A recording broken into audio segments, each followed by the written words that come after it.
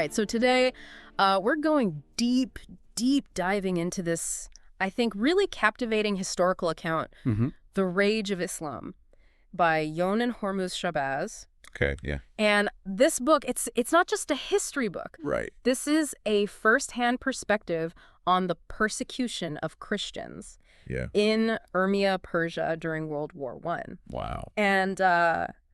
And it's really powerful stuff. Yeah, I can imagine. We're going to try to uncover, the historical context, experience the world through the author's eyes, Okay. and explore really how these, religion and politics and these cultural clashes, how they fueled this conflict. Yeah. And what makes this book so powerful is that, Shabazz weaves his personal experience like right into the broader historical narrative. Yeah. He doesn't just tell us what happened. Right. He makes us feel the fear, Yeah. the uncertainty, the resilience of the people who lived through this. And he starts by painting this picture of Urmia, and he calls it like this Persian paradise, Oh. this fertile plain bursting with fruit and flowers, and historically significant as like the possible birthplace of Zoroaster. Wow. That's So it sounds like at first a place of like peace yeah, and harmony. A real Garden of Eden. Yeah. Yeah. And he emphasizes that for a time it really was. Right. Shabazz describes this period of peaceful coexistence between Christians and Muslims in Urmia Yeah. before the war, and he talks about this tolerance and respect Right. that had developed over like generations. Yeah. Right. But then there are these like hints of trouble brewing, like on the horizon. Yeah. He mentions these faint echoes of war Yeah. reaching Urmia, Right. even though it seemed like a world away from the battlefields of Europe. It's almost like you can sense the storm clouds. Gathering. Yeah. Gathering. Yeah, to understand really how this storm broke. you know? We have to understand the historical backdrop a little bit. Right. And Shabazz, he gives us these glimpses into the rich, complex history of Persia. Yeah. Like this crossroads of civilizations Right. influencing, both Western and Eastern cultures Right. with a language that once stretched from the Mediterranean to the Bay of Bengal. That's incredible. Yeah. To think about this region as like a meeting point for so many different cultures and beliefs. Absolutely. But as we know, Yeah. these kinds of intersections can Oh, yeah. also be breeding grounds for conflict. Absolutely, yeah. And that's what we start to see unfold here. He introduces us to the Kurds, Yeah. these nomadic people known for their, fierce independence, Yeah. often hired by the Turks for their, fighting prowess. Right. So it adds another layer to this whole situation. Yeah, for sure. He also delves into the religious landscape, explaining the differences between Shia and Sunni Muslims and their influence in Persia. Right. And then there's the Nestorians, Yes. this ancient Christian sect tracing its roots back to the 5th century. Right. So you have this mix of religious beliefs, and it sounds like there were already some simmering tensions between Christians and Muslims. Absolutely. Even before. Yeah, and he's careful not to, present this as like a black and white conflict. Right. He, provides specific examples of how these tensions, played out in everyday life. Like the concept of defilement. Interesting. Where Muslims would wash money given by a Christian. Oh, wow. Or be reluctant to share food and drink. Right. You know. It's amazing how these seemingly small details can reveal so much about the underlying cultural and religious divides. Absolutely. And those divides, it seems like, become even more pronounced when World War I erupts. Right. The arrival of Russian troops in Urmia sparks fear and uncertainty, especially among the Muslim population. It's like this paradise they've been living in is suddenly, invaded by forces beyond their control. Yeah, it's like all bets are off. Right. Yeah, it's this combination of pre-existing tensions and the upheaval of war that really sets the stage for what's to come. And it sounds like things are about to get really intense. Oh, yeah. Definitely buckle up. Oh, they definitely do. Things take a really, really dark turn. Shabazz describes the Kurds' hostility towards both the Russians and the Christians. Yeah. Adding fuel to this already really tense situation. Right. And then comes this pivotal moment. Yeah. This real turning point in the story. Okay. the Russian forces suddenly withdraw from Urmia. Oh, wow. Leaving the Christian population totally vulnerable. Completely exposed. Exposed, yeah. Yeah, and it's a moment of utter betrayal. Yeah. And it's the beginning of a nightmare for these Christians in Urmia. Shabazz recounts the attack on his own town, Geogtapa. Right. With this, like, chilling rawness that puts you right there. Yeah, he doesn't hold back on the details. No, he doesn't. He talks about the panic, the desperate search for his family. Yeah. Amidst, like, the gunfire, the sheer terror of that experience. Absolutely. And it's not just his personal story. Right. He describes this broader suffering of, like, all the refugees, families are torn apart, children are lost, and people are forced to flee their homes, endure unimaginable hardships. It's heartbreaking to think about, like, the human cost of this conflict, you know? Yeah. Not just the physical suffering, but the emotional trauma. Absolutely. And Shabazz, he doesn't shy away from sharing his own emotional struggles either. Right. He talks about his despair, the questioning of his faith, you know, and this slow journey back to a sense of calm and acceptance. Yeah. And it's really a testament to the human spirit. Right. You know, being able to find strength even in the darkest of times. And he paints a very vivid picture of the brutality of the attacks. Yes, he does. The looting, the killings, the rapes. It's a stark reminder of the horrors that can unfold during wartime. Absolutely. And amidst all this chaos, there's this one place that emerges as like a beacon of hope.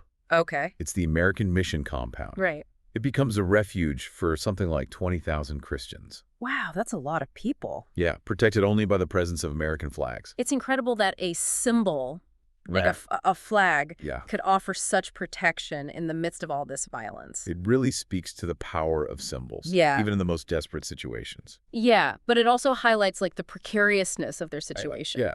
Totally. They're safe within the compound walls, but constantly living with this fear of discovery. Right. You know? Surrounded by all this hostility. Yeah, and the conditions inside the compound, they weren't easy. Right. He talks about the overcrowding, the disease, the deaths, and the psychological toll of just being, like, confined in that way. Yeah, he contrasts their suffering with the, you know, the revelry of the Turks and Germans, you know, celebrating their victories, feasting while the Christians starve. Yeah, it's this jarring juxtaposition that really just underscores, like, the reality of their situation. But even in these incredibly difficult circumstances, there are these stories of, like, resilience and faith that shine through. Absolutely. You know, he talks about this woman who defends herself against a Kurd, this doctor who risks his life to treat his wife, this Muslim servant who secretly provides food. Right. It's those small acts of kindness and courage that remind us that even in the darkest of times,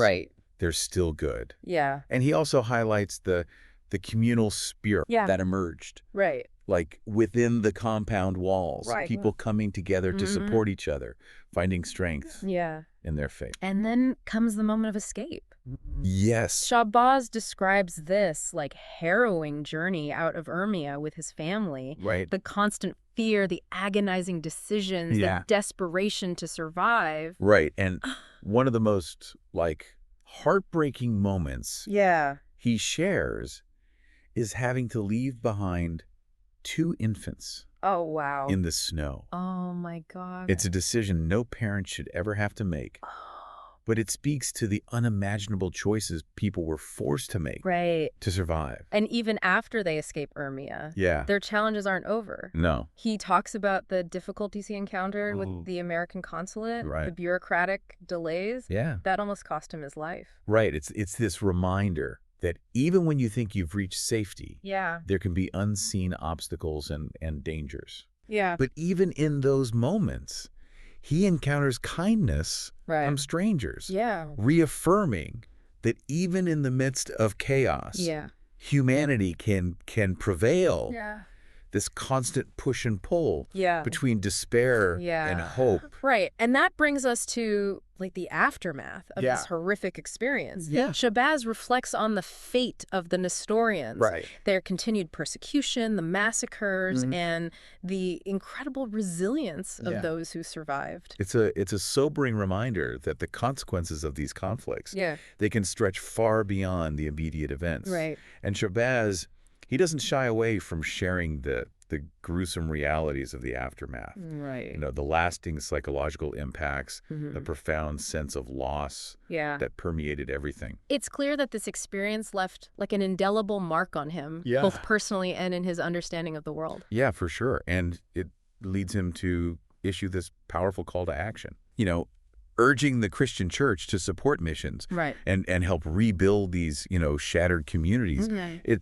It's a plea for compassion, understanding, and active engagement. In addressing the needs of those who suffered. Right. It's this reminder that we can't just be like passive observers of history. We have this responsibility to learn from these events and work towards preventing such atrocities from happening again. So as we move into the final part of our deep dive, I think it's really important to consider what Shabazz's story means for us today. It's hard to even wrap your head around like the scale of suffering that he describes. But what strikes me is that his story isn't just a historical account. It feels incredibly relevant to what's happening in the world today. We're still seeing religious and political conflicts leading to like persecution and displacement. That's what makes Shabazz's account so important. It reminds us that these issues, they're not confined to, the past. They're woven into, like, the fabric of our present. And, by understanding the complexities of what happened in Urmia, we gain a deeper understanding of the forces that drive similar conflicts today. It's a call to look beyond the headlines, I think. Absolutely. And really grapple with the root causes of conflict and persecution. Absolutely. And Shabazz's plea to the Christian church, while specific to his context, really resonates, I think, on a universal level. It's this call for all of us to, like, cultivate empathy, to bridge divides, and to actively work towards a more just and peaceful world. What I find so powerful about Shabazz's story is that even amidst all this darkness, there are these like glimmers of hope, these acts of courage, the compassion that he encounters, even in the face of like unimaginable suffering. That's that resilience of the human spirit. That shines through even the darkest chapters of history. And it's that spirit that can inspire us to act. Absolutely. To make a difference, to refuse to let like history repeat itself. So as we wrap up this deep dive, I'm left with this sense of like urgency. Yes, Shabazz's account is a stark reminder of the horrors that humans are capable of, but it also serves as this powerful testament to our capacity for compassion, resilience, and hope. Absolutely. It's this call to remember the lessons of history, to confront injustice, and to work tirelessly towards a world where peace and understanding prevail. And it all begins with understanding. Understanding the complexities of history, the root causes of conflict, and the enduring power of the human spirit to overcome even the most unimaginable adversity. And on that note, I think we'll wrap up our deep dive for today. Thanks for joining us. It's been a pleasure.